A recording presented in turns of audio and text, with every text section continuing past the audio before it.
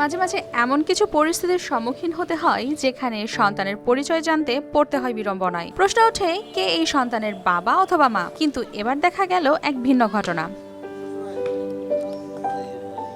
চুরির মামলায় উদ্ধার হয়ে আলামত হিসেবে থানায় আনা হয়েছিল অন্তঃসত্ত্বা গাভীটিকে, যেটি সেখানেই জন্ম দিয়েছে এক বাছুর। কিন্তু প্রশ্ন হলো, মা বাছুরের আসল মালিক কে? পুলিশ প্রশাসন নিয়ে এসে এখানে রাখছে চুরি করা গরু, এখানে নিয়ে এসে রাখছে। এই গরুটা হচ্ছে এখানে গরু থাকে, সেই গরুর আর একটা বাচ্চা হয়েছে। সেই গরু এখনো পর্যন্ত কোনো মালিক বা অনুসন্ধান কাউকে পাওয়া যায়নি। গেল জুলাইয়ে নওগাঁর রানীনগর, আত্রাই ও বদলগাছি সহ কয়েকটি এলাকায় গরু চুরির ঘটনায় যৌথ অভিযানে নাটোর থেকে কয়েকজন অভিযুক্তকে গ্রেপ্তারের পর 5টি গরু উদ্ধার করা হয়। মালিক শনাক্ত না হওয়ায় আদালতের আইনি প্রক্রিয়ায় সেগুলোকে রাখা হয়েছে রানীনগর থানা হেফাজতে। গরুগুলোর দেখভালের দায়িত্বে থাকা স্থানীয় কৃষক ময়ন মণ্ডল প্রতিদিন খাওয়ানো থেকে গোসল সবই করছেন। এর মধ্যেই একটি গাভী জন্ম দিয়েছে এঁড়ে বাছুর।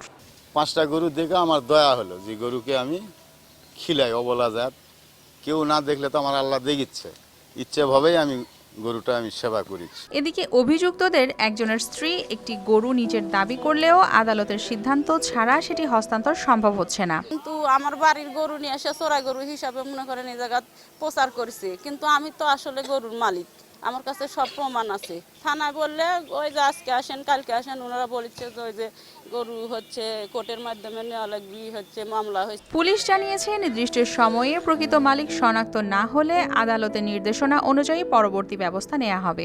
আসামি গ্রেপ্তার করিয়ে আসামির দেওয়া তথ্য অনুযায়ী আসামির বাড়ি থেকে এই গরুগুলো আমরা উদ্ধার করে নিয়ে এসে আমরা কোর্টকে অবগত করি। ওরা যাচাই করা রিপোর্ট দেওয়ার পরে পরবর্তীতে কোর্টের আদেশের পরবর্তী কার্যক্রম এটা গ্রহণ করা হবে।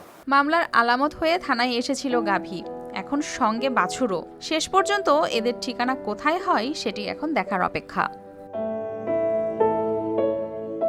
News desk, RTV।